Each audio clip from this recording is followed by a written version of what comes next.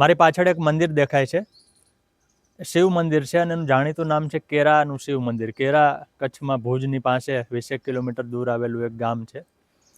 અને મંદિર વિશે અહીંયા જે બોર્ડ માર્યું છે એમાં પુરાતત્વ ખાતાએ એવી સરસ માહિતી લખી છે કે લાખો ફુલાણી નામનો જે રાજવી હતો ગુજરાતના ઇતિહાસમાં એક પ્રસિદ્ધ, ખાસ તો કચ્છમાં, એનું પાટનગર કપિલકોટ એ આજનું કેરા છે ત્યાં હતું. એટલે મંદિર 10મી સદીનું છે, એટલે અત્યારે 21મી સદી ચાલે છે એ હિસાબે 1100-1200 વર્ષ જૂનું મંદિર છે. મંદિરની બાજુમાં દિવાલના કેટલાક અવશેષો છે, એટલે એવું માની શકાય કે અહીંયા એ સમયે વિશાળ બાંધકામ હશે. મંદિર બીજી રીતે એમ પણ મહત્ત્વનું છે કે આર્કિયોલોજીકલ બાંધકામ છે, જૂનું છે, છતાં પણ એમાં અત્યારે શંકર ભગવાનની પૂજા પણ થાય છે. જોકે એના પથ્થરો ઉપરના ખાસા હલી ગયા છે, એટલે ત્યાં જવામાં થોડી સાવધાની રાખવી પડે એમ છે. આપણે મંદિરનો થોડો નજારો જોઈએ. આ મંદિરને નજીકથી જોઈએ એટલે આપણને ખબર પડે કે ઉપરના જે પથ્થરો છે અને જેને શિખર કહેવાય એ ખાસું હલબલી ગયું છે. જો ઉપર એક પથ્થર તો ખાસો ત્રાંસો છે, પણ છતાંય લોકોની શ્રદ્ધાની જેમ એ અડીખમ છે. અને 1819માં કચ્છમાં જે જગવિખ્યાત ભૂકંપ આવ્યો હતો ત્યારે આ મંદિરને મોટે પાયે નુકસાન થયું હતું.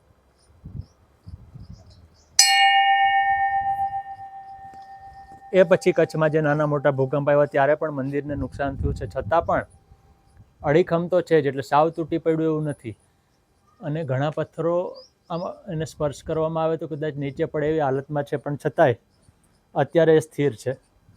આ મંદિર છે એટલે અહીંયા લોકો આવીને પોતાની શ્રદ્ધા મુજબ પૂજન અર્ચન કરે છે. આ મંદિરના સામેની દિવાલ છે, એટલે દિવાલની જાડાઈ જોઈ અને દિવાલની ઊંચાઈ જોઈને, બાંધકામ જોઈને એ સ્પષ્ટ થાય છે કે જે તે સમયે અહીંયા કિલ્લો હશે જ. કેટલો હોય એ આપણે જાણતા નથી, પણ આમ દૂર એક કિલ્લાનો બીજો છેડો એટલે કે દિવાલનો આગળનો ભાગ દેખાય છે. શક્ય છે જે તે સમયે દિવાલ આમ સુધી લંબાતી હોય, કારણ કે દિવાલનો કેટલોક ભાગ ત્યાં પણ છે. અને મંદિર આ રીતે આવું દેખાય છે, આમ નાનું લાગે છે પણ ખાસું ઊંચું છે. એટલું જ નહીં, જે નીચે પથ્થરો પડ્યા છે એમાં પણ એ વખતનું જે શિલ્પકામ છે અદ્ભુત દેખાઈ આવે છે. જુઓ,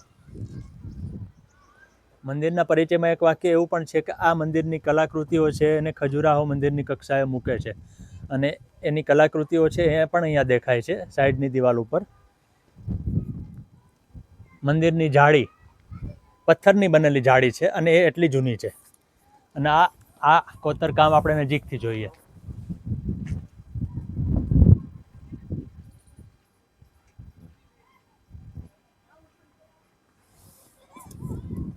અહીંયા પણ જો આ રીતે શિલ્પો નીચે પથરાયેલા પડ્યા છે, એટલે જે તે સમયના આ પથ્થરો હશે, પણ એ પછી સમય સાથે જમીનદોસ્ત થયા છે.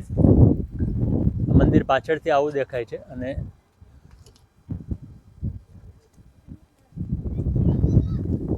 પહેલી બાજુ જે જાળી હતી એવી જાળી આ બાજુ નીકળી ગઈ છે, એટલે અહીં ખાલી જગ્યા દેખાય છે. અને ભક્તો આવીને પૂજા કરે એના માટેની વ્યવસ્થા પણ રાખી છે. એટલે પુરાતત્વીય મંદિર છે અને પૂજનીય મંદિર પણ છે. સામાન્ય રીતે પુરાતત્વીય સ્થળો છે ત્યાં પૂજા થતી હોય એવી જગ્યાઓ બહુ ઓછી છે, પણ અહીંયા બંને થાય છે.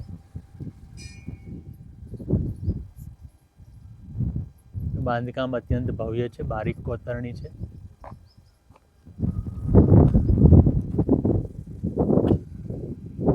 મંદિરની પાછળનો ભાગ છે, દિવાલો પરના શિલ્પો છે. મંદિરની બહાર આ સૂચનાના બોર્ડમાં એના વિશેની પ્રાથમિક માહિતી લખી છે. અને પાછળ આ ભવ્ય મંદિર. પ્રવાસીઓ આવે એમને થોડો આનંદ થાય એટલા માટે આ પ્રકારનું આધુનિક બાંધકામ કર્યું છે, હિંચકા વગેરે છે. પણ આમ મંદિર મોટે ભાગે ખાલી છે. કચ્છમાં આવવાનું થાય અને પુરાતત્વીય બાંધકામમાં રસ હોય, કળાકૃતિઓ જોવામાં રસ હોય, તો ભુજ પાસે આ જગ્યાએ 2 કલાક કાઢીને આવવા જેવું છે.